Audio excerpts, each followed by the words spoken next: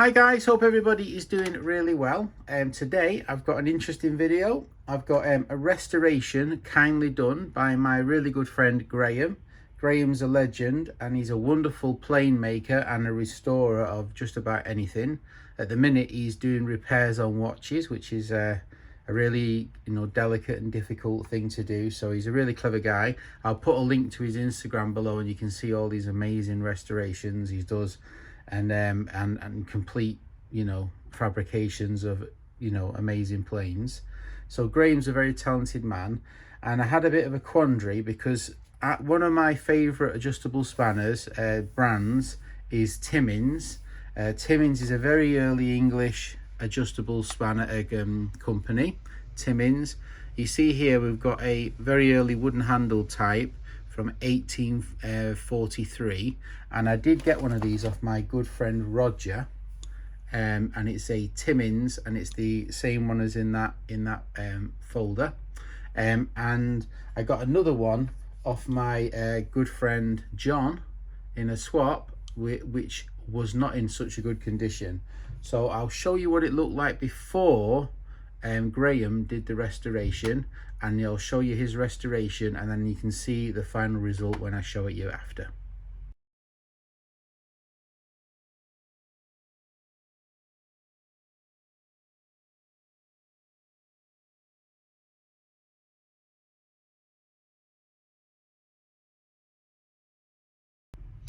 So as you can see, he is an absolutely talented man, absolutely unbelievable.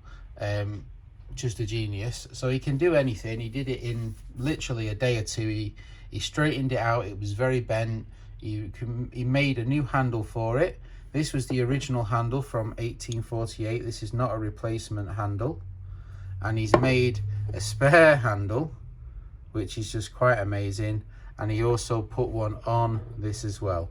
So just an amazing job. I'm so grateful. He straightened it out, which is amazing because it was like a banana. So Graham, I cannot thank you enough. You're an absolute legend. So I'll put this in my Timmins drawer and I'll show you what it looks like together. Graham, you're a legend. Don't forget to check out Graham's link below, and you can see all his planes on Instagram and all his amazing work he does. All right, so let's have a look at the Timmins drawer. So this is my Timmins drawer now. All these were made by Timmins Company, Western Painting, and they were different generations. The later ones are Y Timmins, and I think you'll find that this is probably one of the best collections of this brand, if not the best in the world. Mostly thanks to Roger's collection, but I've picked up quite a few examples myself. So massive thank you to Graham. He's an absolute legend, and they look much better now they've been brought back to their former glory. All right, so let's have a look at what Alex sent in the mail. Right guys, so now we're on to what Alex picked up. So Alex found this wonderful 1960s original backhoe toolkit with a screwdriver, with an adjustable spanner, 4-inch, a miniature screwdriver and a small pair of pliers. Now, as it happens, I happen to have the original book from 1960. You can see they did many different sets. This is the set in from here. This is, I think, 1966, this book. You can see they made all sorts of small different sets of chisels and different sets. Quite an interesting book showing what they had available at that time. There's more of those green handled screwdrivers. So yeah, Alex found this. He found this really cool. So this is one of my first backhoe toolkits. So that's brilliant, and that's the original book, 1966. All right, let's move on to the next thing. So the next thing Alex found was this wonderful Van Duijls Holland #2, made in Birmingham, which is wonderful. Van Duijls Holland. So I'm going to give one of my Van Duijls #2 patents, because I've got a few of those, in exchange for this one. So this is a great addition, and I'll show you later what sizes I've got in what different fonts. And the last but certainly not least is my favorite item, and I've been after one of these for a good long time, probably 2 years. This is a tool reseller or a tool distributor from Holland. I think this book dates to about the 1920s, and it's a wonderful book, and it's thick. It's got thousands of over 1,500 pages, and I've marked out a few pages to show you what they sold in Holland back in the day. So they sold HD Smith tools, which is amazing. We've got a HD Smith offset pliers, and it shows you how they're used and how you can grip a nut and not clout your nails, your fingers, how you can save your, you know, taking a chunk out your hand. So these are those pliers, HD Smith offset, so you can get your hand underneath and, you know, and wrench on something flush. Really good. Lovely tools. You can see here all different sets. These are Starrett pliers. I've got a pair of those. And here we've got more wrenches. I had a pair of those. I don't know where those have gone. This is a bub wrench, which is similar to the American one, which I can't remember the name, which is here, a bub wrench. And I've got 3 sizes of that design of the bub. We've got the number 1, number 2, and number 1, number 2, number 3. So 3 sizes of the bub. So they're from the 1920s. Let's have a look what else we've got. Let's have a look. So here we've got wonderful Starrett, but we've also got the first tool Stanley ever made. They made a previous model to this. It's called the Stanley Odd Job, and it is a 7-in-1 tool, and this is a Stanley Odd Job 7-in-1 tool with the original ruler with the hole on the end. And obviously you can adjust this to get 45, 90, scribe. Quite an amazing tool. So here's the original tool. What else we got? I mean, these pages go on and on and on. Loads of screwdrivers. I've never seen this HD Smith one in real life before. This double-ended flat screwdriver, very cool.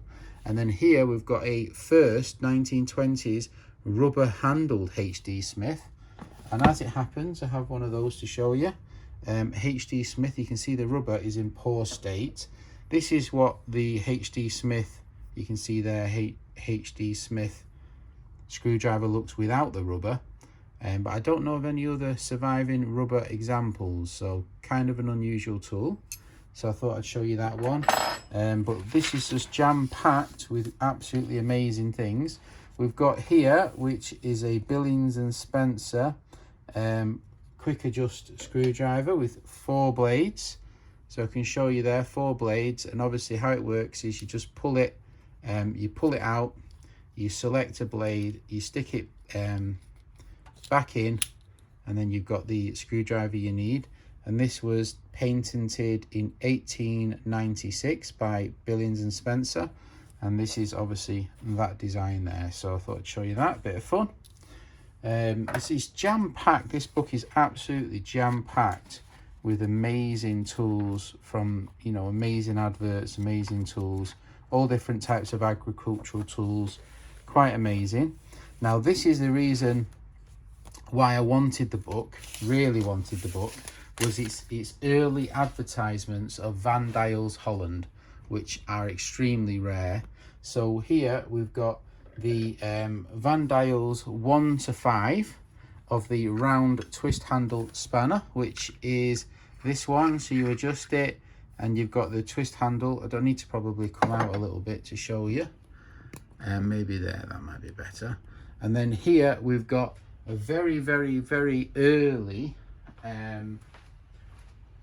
this is the only example I have of this one, is the flat bar Van Duijls, which is this one here, which is a flat bar Van Duijls, all the way flat with a hole on the handle.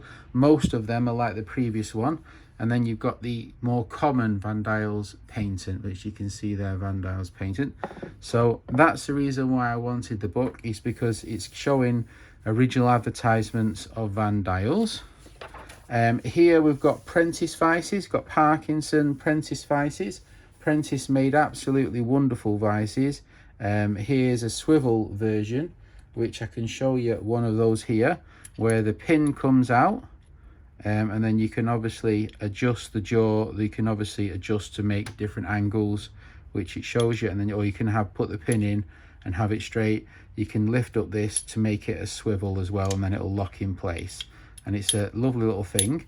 So according to them, they made, that's the number 0 is a 1 5/8 jaw, which is this size, the smallest, and it goes up to 5 1/4 inch. So that's wonderful. Lots of different designs here, so many different designs to go at. Parkinson, all sorts. It's quite an amazing book.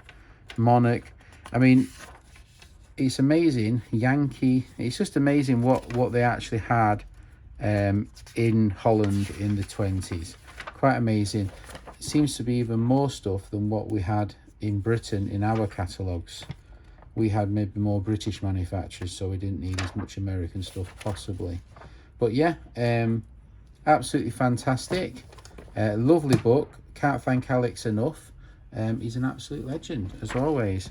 This, I need to go through this book and have a look properly. I've only briefly gone through for seconds, but it's got so much in here, so many pages. It's absolutely fantastic. A lot of Starrett in this book as well. And I found an advertisement before for the H.T. Smith hatchet, but I need to come across that again. But yeah, hopefully you enjoyed a quick peek into a Dutch catalogue and what they had for sale back in the day. And right, last but not least, I'll show you my Van Duijls collection, where I'm up to with the sets. So currently with the Van Duijls Holland, I've got 3 sizes. I've got the largest size, the number 6, which I got from all the way from Indonesia this year. And then we've got the number 3, which Alex got me in the Netherlands. And we've got a number 2 as well. So 3 sizes of the Holland. Let's have a look at the patent. And this is my collection of Van Duijls patent. So I've got a number 5, a 4, a 2 and a 1. This one will be Alex's return. So I think it's an upgrade from this one. The writing is very sharp. 1907 patent, very sharp versus the Holland. So yeah, that's going to be yours, Alex. I'll put that in your pile. We'll have got them down. So I've got 3 sizes of the Holland and 2 sizes of the German version, and 4 sizes of the patent. All right, thanks for watching if you got this far. A big thank you to Graham for the wonderful restoration, and thanks Alex for the 3 wonderful items, especially the book. All right, thanks for watching. Take care. Bye bye.